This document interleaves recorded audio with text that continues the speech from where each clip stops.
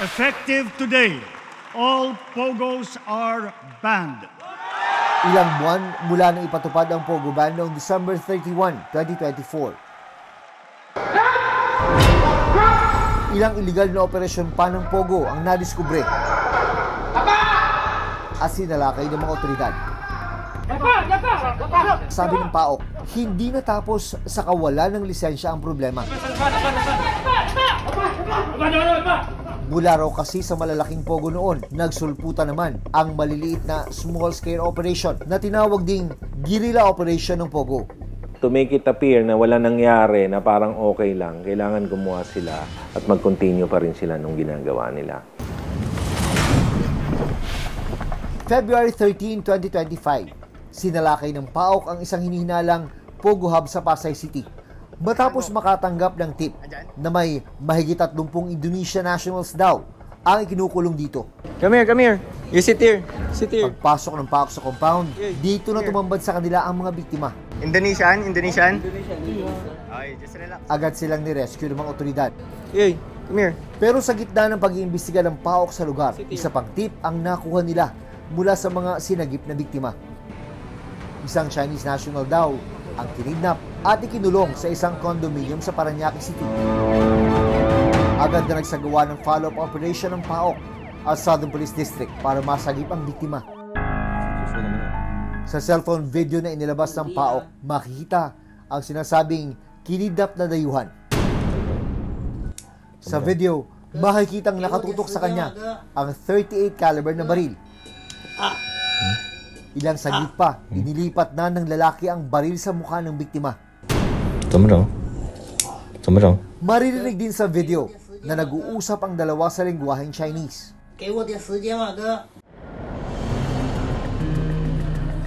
Sa holding facility ng PAOK sa Pasay, natunto namin ang biktima.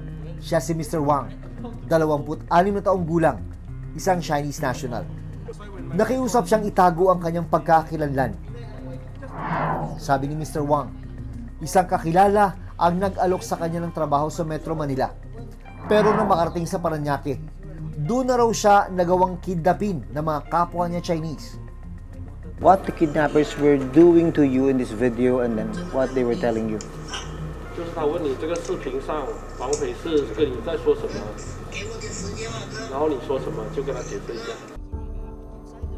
Ang video ng panunutok ng baril, ginamit daw ng mga suspect para ipanakot sa pamilya ni Mr. Wang.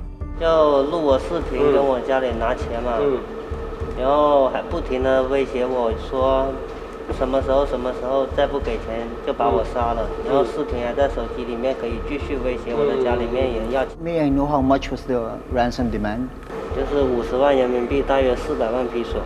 So why did they pick you as a target? What was running through your mind in this very particular moment? But you were very scared in this very moment. Very scared. Nahuli rin ng mga otoridad ang 3 Chinese na kumidnap sa biktima. Pero paano nga ba nagsimula ang operasyon ng Pogo? Panahon ng administrasyon ni dating Pangulong Rodrigo Duterte nang gawing legal ang operasyon ng mga offshore gaming sa bansa. Ngayon ang Pogo, I will assure under my oath of office as President of this Republic, as elected by you, yung Pogo na yan, insofar kami dito, malinis yan. Laro yan para lang sa kabila. Madaling nakapasok doon ang mga dayuhang naging mga empleyado ng Pogo. Follow me.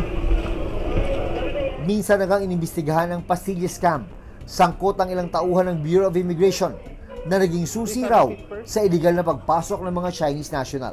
Dito kasi nakita nila na kaya nilang palusutan yung sistema natin. Nakita nila na magbayad ka lang, magkakaroon ka ng mga ganito. Ba't hindi naman lahat? Sabi ng PAOK, naging madali rin ang pagpapatayo noon ng mga infrastruktura at pagkuha ng mga permit para sa mga Pogo dahil sa pakikipagsabuatan ng ibang local government unit o LGU officials sa Pogo. Na-consolidate nila yung mga lote na yan, agricultural lot. Na-convert nila from agriculture to business. And then napalagyan nila ng isang title. And then nakapagtayo sila ng isang realty corporation in just less than a month. Ano yan eh? Connection kasi yan eh. Vietnamese. Sa nakalipas na 5 buwan, mahigit 1,000 illegal POGO workers na ang nahuli ng mga otoridad. Ilang illegal na POGO ang nag-operate sa mga hotel, resort, bahay at mga condominium. Alam nilang illegal na sila eh. So ngayon talagang guerrilla operation, small scale operation, may taguan. Sabi ng PAOK, tulad sa malalaking POGO operation na naging scam hubs noon, walang nagbago sa mga modus ng maliliit na illegal na POGO. And nagre-resort na rin sila sa other crimes. Ay, nakaposos yan? Kidnapping, nagre-resort sila dyan sa mga other scamming operations. Yung ibang online lending apps pumapasok. Ang tanong, sa kabila ng utos ng pamahalaan, paanong nakalulusot pa rin ang illegal na operasyon ng POGO? Ayon sa PAOK, isa sa nakikita nilang hamon ay ang kakulangan ng kakayahan ng mga local government unit o LGU na masala at maharang ang mga POGO. They ask for permits. Magtatayo lang po kami ng computer shop. But actually what they will be doing is to establish yung POGO operation. Hindi alam ng mga local yon, not unless na they will ask us for our expertise para ma-check yung mga computers kung ginagamit nga.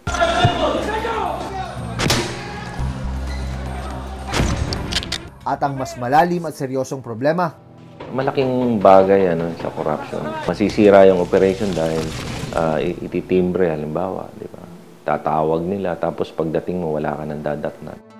The lack of oversight, the lack of proper surveillance, and the lack of follow-through ng mga government agencies natin, doon talaga nagkaroon ng problema. And this is systemic corruption. Talagang may network, meron talagang mekanismo. Maliwanag na meron talagang takipan na nagaganap. paano nga ba matutuldukan ang operasyon ng POGO sa bansa? Nariging ugat na ng mga modus at pang-aabuso. We need to establish a framework. Could be an interagency mechanism that will really focus on the problem. Kung makikita kasi nitong mga transnational criminal offenders na to, na talagang seryoso yung gobyerno natin to run after them, I think this will give a chilling effect somehow. Tingin ko malaking bagay na nagawa ng present government sa pagsawata nitong POGO problem nito at pati mga krimen na kaakibat ng at dala-dala nito.